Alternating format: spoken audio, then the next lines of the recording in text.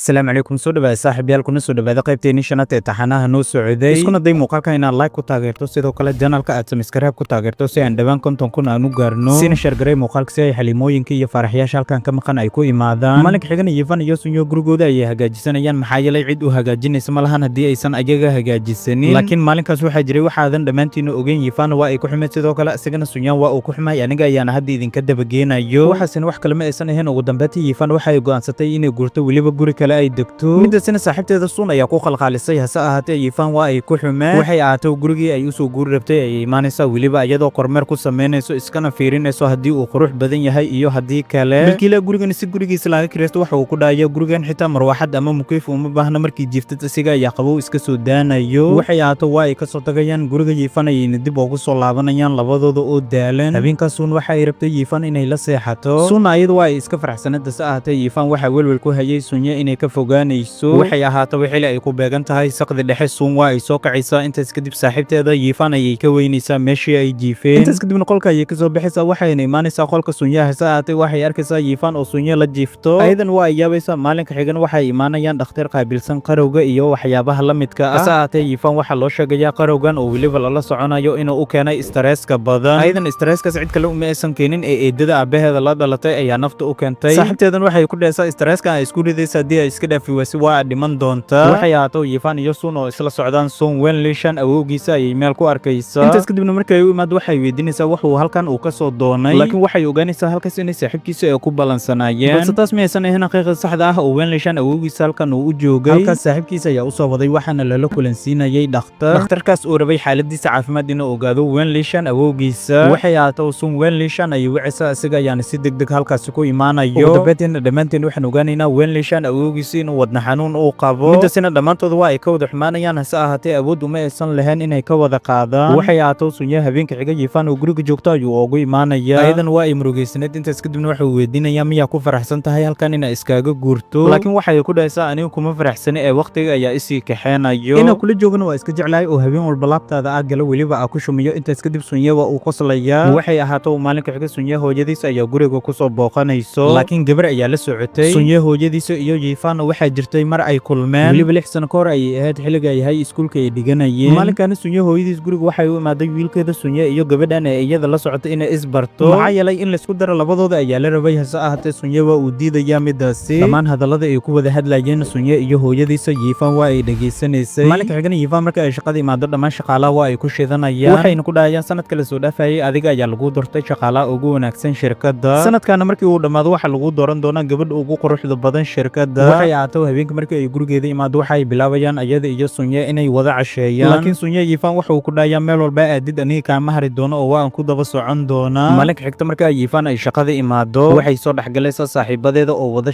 sheekeysanayaan balse nasiib xumo halkaas Liyan ayaa xanuun ku qabanayo isla markii badankaas iyo isbitaalka ayaa lala soo ordaya dhamaantoodan waa ay ka welwelsanayeen waxa ku dhacay doctoreesadan saaxiibadeeda waxay u sheegaysaa gabadha ninkeeda in loo waco maxaa yeelay waxa laga yaabaa inay qalin gasho ayaa lagu dhahayaa waxa loo baahan yahay in fayl la saxiixo dhamaantiina nama saxiixi kartaan waxay ahaatay isla markiiba halkaas ninkeeda ayaa imaanayo sidoo kale waxaan ogaanaynaa Liyan inay uur leedahay waliba lagu jiray xilliga ay dhali lahayd waxay ahaatay ugu dambeyntii Liyan waxay dhalaysaa wiil aad u qurux badan ninkeedan markii uu ogaado iyada iyo wiilkeedaba inay u badbaadeen aad iyo ugu farxaya laakiin waxa ka sii wanaagsanaa lahayd hadii uu muslim ahaa lahay maxaa yeelay Ilaahay ayuu u mahadcelin lahaa waxay ahaatay hadeertan dhamaantiina aan wada dhahno alxamdulillaah sidoo kale waxaan ogaanaynaa Wenlishan ayayadiisa midaasi oo shilka galaysay ugu dambeyntii inay geeriyootay waxay ahayd wax aad looga murugoodo Wenlishan hadeertan ayayadiis waa ay geeriyootay awowgiisana xaaskiisa ayaa ka geeriyootay maalinkaas Wenlishan ayayadiisa ay geeriyoonaysa Yifan garab istaag ayay u muujinaysaa waliba iyadoo murugada la qaybsanayso waxayna aaminayaan dhamaantooda maalinun inay geeriyoon doonaan ugu dambeyntiina Yifan guriga ayay imaanaysaa halkaasina Sunyo ayaa aaga soo horeeyay waxa uu ku dhahayaa hadiyad aan kuugu talagalay ayaa fridge-ka ku jirto waa inaad ka soo baxsataa markii ay ka soo bixisana toorto ayuu noqonayaa aad ayayna ugu mahadcelinaysaa sidoo kalena waxaan ogaanaynaa maalinkaas Yifan dhalashadeeda inay ahayd asigana waxa uu ku dhahayaa aniga weli ma aanan ilaawin dhalashadaada halkaas ayayna bilaabayaan inay ku farxaan hase ahaatee labadooda cunsurinimo ee isku qabaan xitaa afka iskuma gelinayaan laakiin cunsurinimo ma ah waxa ogaanaynaa kaliya inay iska kala xishoonayaan ilaahay kuwan mohaas camal ma aysan noqonin aniga hadii ahaa lahay xilliga ina afka u geliya waliba toortada oo dhan cuni lahay wax xunaa sugaysaa u maleynaa inaa ku dhahayaa waxay ahaatay ugu dambeyntii Sunyo saaxiibkiisa Wenlishan ayuu taleefanka aaga tacsiyeynaya maadaama uu awoodi waayay inuu ka soo qayb galo duugta ayayadiisa wuxuuna u sheegayaa wax walba inay hagaagi doonaan. run ahaantii waxaan ogaanaynaa Yifan iyo Sunya inay u baahan yihiin inay isku soo dhawaadaan, hase ahaatee ay kala xishoonayaan, weliba ay kala baqayaan. midkoodna ma awoodo midkiisa kale inuu jecel u sheegto, taasina mar walba waxay sababaysaa labadooda inay kala fogaadaan. xilligii iskuulkan waxay ahaayeen dad aad iskugu dhow. maalinka xigana Yifan waxay soo booqanaysaa saaxiibadeeda Liyan, laakiin maxay tahay qof umul oo daraad leh cunug dhalay oo hadeertaana wareegayo. annagana umasha Soomaalida waxaan ku ogaan in muddo 40 maalin ilaa 30 maalin ee qofta ee jiifto. waxaasoo dhan in ay iska dhaaftiin xaliimooyin muuqaalkan like saara, waayo lagta aniga waa quutaa. waxay ahaataba habeenka xiga Sunya Yifan ayuu la wadaagayaa inuusan soo hooyanaynin. xilligaasna tiim ee wada shaqayn ee ka dhexeysa ayuu la joogay howlo ganacsi ayayna ka wada hadlayeen. waxay ahaataba habeenkaasi meesha ayuu ku dhammaanaya. ugu dambeyn Liyan cunugii ay dhashay ayaa xalfad loo sameynaya. dhammaana Liyan shaqaalihii ay isla shaqaynayeen waa ay ka soo qayb galayaan. xafladan ilaa waqti kooban ayay soconaysay. markii ay dhammaatana dhammaantooda shaqadooda ayay dib ugu soo laabanayaan. sidoo kale Sunyan iyo saaxiibkiisa Wellnishan ugu dambeyntii maqaaxidiisa ay imaanayaan, waxayna bilaabayaan halkaas inay waqti ku wada qaataan, weliba ay ku caweeyaan. sidoo kale halkaas waxaa la joogeen saaxiibo ay isku iskuul iyo isku jaamacadba ay ahaayeen. sheekooyin hore ayayna bilaabayaan inay ka wada sheekaystaan, laakiin nasiib xumo halkaas waxaa imaanaysa Sun. intaas kadibna Wellnishan uu saaxiibadiisa ku dhex jiro ayay kala soo dhexbixaysaa meel gooni ayayna keensanaysaa. Sun Wellnishan waxay ku dhahaysaa adiga waa aad iska faraxsan tahay, se ahaatee awoowahaaga ma ka war heesa. haddana iyada ayaa ku dhahaysa isagana waa uu iska farxi doonaa. intaas kadib waxay bilaabayaan ayagoo sheekaysanayaan haddana inay game ay ciyaaraan. Yifan waxay bilowday inay game ciyaarto. habeenkiina ayadoo game ciyaarayso midkii isgaadgaadku weeyay ee Zangu ayaa la soo hadlayo. hase ahaatee hooyadeed ayaa soo wacaysa, waxayna ku dhahaysaa inaad seexatay ayaan u maleeyey. sidoo kale waxay u sheegaysaa inay u xistay gabadheeda Yifan. intaas kadibna waxay ku dhahaysaa ii sheeg adreeskeeda, waxaan kuu soo dhiibayaa cuntadii aad jeclay. hase ahaatee Yifan waa ay ka diidaysaa. waxay ahaato halkaasi ma dhaafayso oo waa ay seexanaysaa xilli ay saacadda ku beegneed saqdi dhexe. waxaa guriga imaanaya Sunye oo u maleeyay Yifan inay guurtay, laakiin inay degantahay ayuu ugu dambeyntii ogaanaya. agteeda ayuuna soo fariisanaya. intaas kadibna nalka ayuu daaraya asigoo ka cabsanayo inay ku soo kacdo. waxay ahaato Sunye Yifan iyadoo jeefta ayuu ku dhahayaa marba marka dambeyso dareenkii aan ku qabo uu sii ziyaadaya. naftaydan waxay u baahan tahay inay dhankaada dib ugu soo laabato, maxaa yeelay agtaada naxariis ayaan ka helaa, sidoo kalena farxad ayaan ka helaa. kuwa kuu soo dhawaadaana aad ayaan u necbahay. ninka waa baabwaan haddii uu erayadan uu ku dhawaaqayo dhammaantiin waa uu noo gambanaay. waxay ahaato Sunye markii ay subaxdii hurdada ee ka soo kacdo waxay arkaysaa Sunye oo fadhiga oo jiifo. waxayna ku dhahaysaa irideeda adiga miyaa furay, laakiin may ayuu ku dhahayaa aniga ma furin, iyadoo furan ayaa arkay. laakiin subaxdaas Yifan romantic ayay iska dhigaysaa. intaas kadibna Sunye jilbihiisa ayuu ku soo fariisanaysaa. waxa ayna rabtay inay shumiso, laakiin hal mar ayay 90 digrii wareeganaysaa. intaas kadibna waa ay ka diidaysaa. markii ay shaqada soo aadana iyadoo tareenka saaran waxay soo xasuusanaysaa saakay toolo waxa ay samaysay. waa ayna dhulacdeenaysay iyadoo og waxaas inay yihiin wax aad u qurux badan. waxay ahaato maalinka xiga Wellnishan iyo Sun Wellnishan awoowiisa ay u keenayaan si uu wehel aaga dhigto, maadaama ay xaaskiisa ay ka geeriyootay gurigana uu keligiisa uu ku yahay. habeenkiina Yifan Sunye waxay la wadaagaysaa habeen dambe inay aadi doonaan meel xalfad ah. meeshaasina waxay u sheegaysaa dhammaan shaqaalihii ay isla shaqeeyaan qaar ka mid ah inay joogaan. qof walbana lamaantiisa ayuu wataa ayay ku dhahaysaa. asigana waa bajaanis uu gaadayay. ugu dambeyntiina midaas waa uu ka aqbalayaa. waxay ahaato midaas waqti fara badan kama soo wareeganayso. ugu dambeyntii waxay imaanayaan meeshii lagu casuumay. labadoodan xishad ayaa ka muuqday. hase ahaatee dhammaan dadka meesha joogaan cid laga dhalay kuma jirto, ayaga ayay la mid yihiin. halkaasi waxaa joogta Yifan gabar ay walaala yihiin. gabadhaasi Yifan aad ayay u necbeed. Yifan ayada waa iskaga dulqaadan jirtay maadaama ay tahay walaasheeda ka yar, laakiin Sunye markii uu ogaado Yifan walaasheeda inaysan ku qanacsaneen walaasheeda Yifan inay halkan ay sii joogto, waa ay soo baxayaan gurigooda ayayna imaanayaan. laakiin isla markiiba Yifan qolada kambaniga ayaa soo wacayaan, waxayna u sheegayaan xaalad emergency inay jirto. meesha ay u soo socdeen Yifan iyo tiimkeedana aad ayay aagu fogeed meesha ay joogaan, balse ugu dambeyntii waxaa dhacaysa maalinka xigay inay soo gaaraan. halkaasina qolooyin fara badan oo emergency ayaa joogeen. intaas kadib Yifan iyo tiimkeeda waxay bilaabayaan halkaas inay duubaan. sidoo kale xogag waxay helayaan halkan dad badan inay ku geeriyoodeen. Yifan waxay ogaanaysaa dhagteeda inay dhiig ka socoto, weliba aysan ogeyn dhaawacaasi meesha uu ka soo gaaray. waxay ahaato meel hotel ay qabsanayaan. intaas kadib Sunye ayay la wadaagaysaa meesha inay nabad ku tageen. dadka halkaas ku baabeen waxay u muuqdeen dad dhismo ku soo dumay. dhulka hoostiisa ayaana dad laga soo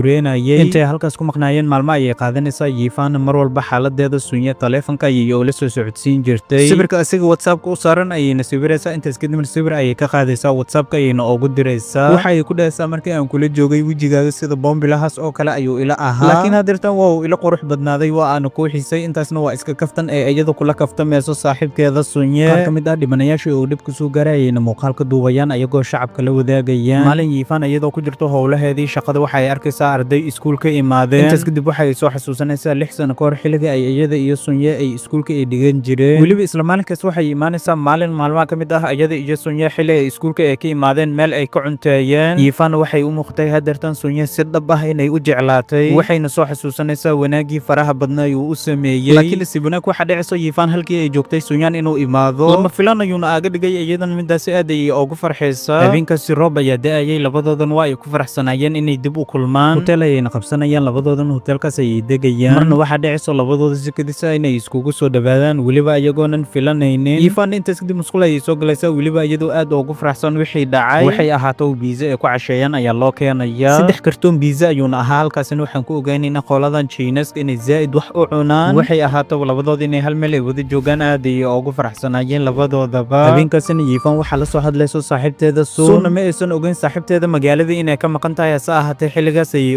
ogaanaysaa marna waxa dhacayso suun iyo dayn oo isla socdaan Wenlishan inuu arko aad ayuu u masiiraya wuxuuna ku dhahayaa aniga waa aad qiyaamaysay miya laakiin waxay ku dhahaysaa asiga saaxiibo ayaa nahay adiga sideen ku qiyaama waxay ahaato Wenlishan waa uu xanaaqayaa intaas kadibna meesha waa uu iskaga soo tagayaa maalinka xigana yiifaan iyo suun hotelku waa ay ka soo tagayaan maalinkaasina waxay ku beegneed maalinka ay bixi lahaayeen suun iyo yiifaan oo isla socdaan halkaas waxa ku arkayo xariifkii Sangu ahaa oo isgaadgaad ku hayay yiifaan waxay ahaato dhammaan shaqaalaha iyo suun magaaladooda ay dib ugu soo laabanayaan yiifaan iyadoo aanan gurigeeda marin waxay ka soo dullacaysaa meel ay joogeen dayn iyo saaxiibteeda suun aad ayuu u welwelsaneed maxaa yeelay jaceylkeeda ayaa qalad ka fahmay hadii cunto ayayna waasaneed laakiin gabdheena Soomaalida ilaahay hadaaye ayaga hadii uu faaraxooda ka xanaaqo cuntada ma ka go'ayaan xitaa namaraali gelinayaan ayaga ayaa xanaaqayaan oo waxay sii rabaan in la sii raali geliyo ilaahayo ayaga waa aan ku noolnahay noo xafiid haba iska dhib badnaadaan waa ay noo naxariistaan aad ayayna noo jecel yihiin waxay ahaataba habeenka xiga yiifaan suun waxay u keenaysaa jaakad aad u qurux badan hadiyad waay ayna ku dhaysaa jaakadan waa aan ku nuuraysaa waxay ahaataba intaas kadib suun waxa uu bilaabayaa yiifaan dhagtii dhaawac ka soo gaarayay inuu ka dhayo ilaa iyo haddana ma aysan ogeyn yiifaan dhagtaan xilliga uu dhaawac ka soo gaaray laakiin suun waxay la wadaagaysaa xilliga ay shaqada ku jirtay inuu dhaawacan uu soo gaaray maalinka xigin shaqada markay yimaadaan Sanguwa uu xanaaqsanay markii la soo kala bixi rabay ayuuna u waciyaa wuxuuna ku dhayaa dhowr daqiiqo ma isiin kartaa inaan kula hadla ayaan rabaa intaas kadib Sangu sheeko weyn ayuu galayaa wuxuuna ku dhayaa adiga sabab ayaa u jeceshahay Sunye maxaa yeelay asiga waan arkay adiga kuuma qalmo laakiin waxay ugu jawaabaysaa yoosan ii qalmin hadii loo baahdo hase ahaatee asiga maalin walba uu ii farxad geliyaa anigana waan jeclahay ayuu ku dhaysaa adigana waxa ku rajaynayaa xabad ku qalato waliba ku farxad geliso inaan hesho Sangu hadii aan faraxnahay waan ceebisay maxaa yeelay gabadha jeceshay looma bahdilo nin rag facaada waliba aad istaqaanaa waxay ahaato Sunye waxa uu balaminayaa Suun iyo Yiifaan waliba maqaayadiisa ayuu ku balaminayaa asigana xilliga saaxiibadiisa ayaa la joogeen halkaas ayna waqti ku qaadanayeen Sunye iyo Yiifaan dadku waa ay ka soo dhaxbaxayaan waxayna bilaabayaan labadooda gooni inay u sheekaystaan waliba waqti gooni ay qaataan sidoo kale Diyan iyo Wenlishan waa ay kulmayaan Diyan damciis waxa uu ahaa Wenlishan inuu u cadeeyo asiga iyo Suun inaysan waxba ee ka dhaxeenin keliyana ay saaxiibo ay yihiin ugu dambeyntii waxa uu ku dhahayaa aniga Suun waa ay qalantaas ahaatee aniga iyada uma qalmo maxaa yeelay ayada wiligeeda ima aysan jeclaanin adiga ayayna kugu indha furatay adiga ayayna ku jeceshahay keliyana labadeena waxa ahayn isku jaamacad adigana waxa aamintaa aniga iyo Suun inaysan waxba naga dhaxeenin ugu dambeyntii Wenlishan waxa uu ogaanayaa Diyan iyo Suun inuusan waxba uu ka dhaxeenin sidoo kalena Yiifaan iyo Sunye waa ay soo baxayaan waliba waa ay ka soo tagayaan maqaaxidiisa waxayna imaanayaan meel jawigeeda uu aad u degan yahay waliba aad u qurux badan halkaas ayna bilaabayaan inay waqti ku wada qaataan sawiraan xusuus ay galayaan waliba aad u qurux badan habeenkaasina habeen aad u macaan ayuu ahaa waliba habeen special ayuu ahaa waxyaabo aad u qurux badan oo isku xun ayna sameynayaan markii dhankiina loo eego xaqiiqda markan waa ay jeclaatay Yiifaan Sunye habeenkiina marka ay guriga imaado habeenkaas oo dhan waxay soo xusuusanaysay waqtigii quruxda badnaa ee labadooda ay soo qaateen xilligaas wixii ka dambeeyay Yiifaan iyo Suun wada noolaashahooda waxa uu noqonayaa mid aad u wanaagsan waliba adeegii iyo cabsida labadooda ay iska qabeen meesha waa ay ka dhaxbaxaysaa Sunyana habeenkii markii uu tago sariirtiisa sawirka Yiifaan inuu soo baxsado ayuu ku dhihi jiray waa aan ku jeclahay waliba laabta ayuu gashan jiray muuqaalkeena qaybtiisa shanaadna halkan ayay inoo joogaysaa isku day muuqaalka inaad like sarto kuna soo biirto channelka siina share garayso muuqaalkana daqiiqadooyinkiisu waa idin soo dheereeyay waxaa rajaynayaa inaad ku raaxaysatiin inta aan kaga kulmeynana muuqaalka xiga